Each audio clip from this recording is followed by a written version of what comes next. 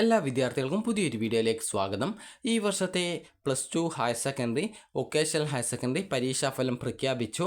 അപ്പോൾ വിദ്യാഭ്യാസ മന്ത്രി ഇന്ന് 3 മണിയോടെയാണ് ഈ ഒരു റിസൾട്ട് നിലവിൽ പ്രഖ്യാപിച്ചു കൊണ്ടിരിക്കുകയാണ്. അപ്പോൾ വിദ്യാർത്ഥികൾക്ക് റിസൾട്ട് ഇന്ന് വൈകിട്ട് 4 മണിയോടെ തന്നെ അറിയാൻ സാധിക്കുന്നതായിരിക്കും. വിദ്യാർത്ഥികൾക്ക് kerala-results.nic.in എന്ന ഈ ഒരു വെബ്സൈറ്റ് വഴി നിങ്ങളുടെ റിസൾട്ട് അറിയാൻ സാധിക്കുന്നതാണ്. അപ്പോൾ റിസൾട്ട് നിലവിൽ പ്രഖ്യാപിച്ചിട്ടുണ്ട്. അപ്പോൾ ഈ ഒരു റിസൾട്ടിൻ്റെ ആ ഒരു ലിങ്ക് ഉടൻ തന്നെ വെബ്സൈറ്റിൽ വരുന്നതായിരിക്കും. കഴിഞ്ഞ വർഷത്തെ ആ ഒരു ലിങ്കുകളൊക്കെ ഇപ്പോൾ വെബ്സൈറ്റിൽ നിന്ന് ഒഴിവാക്കിയിട്ടുണ്ട്. അപ്പോൾ പുതിയ ലിങ്ക് വെബ്സൈറ്റിൻ്റെ മുകളിലായിട്ടാണ് വരിക. അപ്പോൾ DHSC റിസൾട്ട്സ് 2024 എന്ന് പറഞ്ഞുകൊണ്ടാണ് ലിങ്ക് കാണാൻ സാധിക്കുക. അപ്പോൾ ഞാനിപ്പോൾ നിങ്ങൾക്ക് ജസ്റ്റ് ആ ഒരു +1ൻ്റെ ആ ഒരു ലിങ്ക് വെച്ച് ആ ഒരു ഇത് കാണിച്ചു തരാം. അപ്പോൾ ഈ ഒരു റിസൾട്ടിൻ്റെ ആ ഒരു ലിങ്കിൽ ക്ലിക്ക് ചെയ്യുന്ന സമയത്ത് ഇതുപോലെയാണ് കാണാൻ സാധിക്കുക. ഇത് +1ൻ്റേതാണ്. അപ്പോൾ അതുകൊണ്ടാണ് ഈ ഒരു അതായത് ഒരു ഡാർക്ക് കളറിൽ ഈ ഒരു ബാക്ക്ഗ്രൗണ്ടൊക്കെ കാണുന്നത്. അപ്പോൾ നിങ്ങൾക്ക് ഇവിടെ നിങ്ങളുടെ റോൾ നമ്പർ അതുപോലെ ഡേറ്റ് ഓഫ് ബർത്ത് എന്നിവ നൽകി സബ്മിറ്റ് ചെയ്ത് കഴിഞ്ഞാൽ നിങ്ങളുടെ റിസൾട്ട് അറിയാൻ സാധിക്കും. സൈഡിലായിട്ട് ഒരു സിമ്പലാണ് ഉണ്ടാവുക. ഇത് +1ൻ്റേതായതുകൊണ്ടാണ് സ്കൂൾ വൈസ് എന്ന് പറഞ്ഞുകൊണ്ട് എഴുതിയിട്ട് കാണിക്കുന്നത്. +2ൻ്റേതാണെങ്കിൽ ജസ്റ്റ് അവിടെ ഒരു സിമ്പലാണ് കാണാൻ സാധിക്കുക.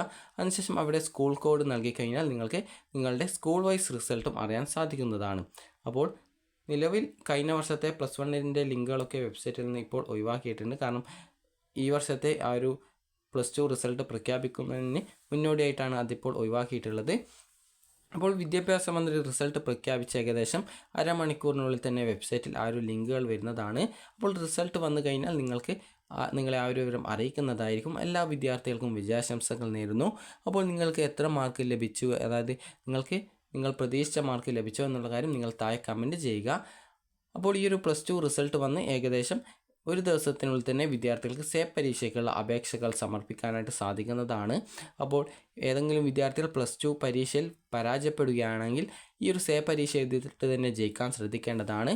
കാരണം പല വിദ്യാർത്ഥികളും ചിലപ്പോൾ ഈ ഒരു പരീക്ഷ എഴുതാതെ അടുത്ത വർഷം എഴുതാമെന്നൊക്കെ കരുതി നിൽക്കുന്ന വിദ്യാർത്ഥികളുണ്ടാകും. അപ്പോൾ അങ്ങനെ നിങ്ങൾക്ക് ലഭിക്കുന്ന ഒരു അവസരം നഷ്ടപ്പെടുത്തരുത്. കാരണം നഷ്ടപ്പെടുത്തി കഴിഞ്ഞാൽ നിങ്ങൾക്ക് ചിലപ്പോൾ വർഷങ്ങളൊക്കെ നഷ്ടമായിട്ട് വരും.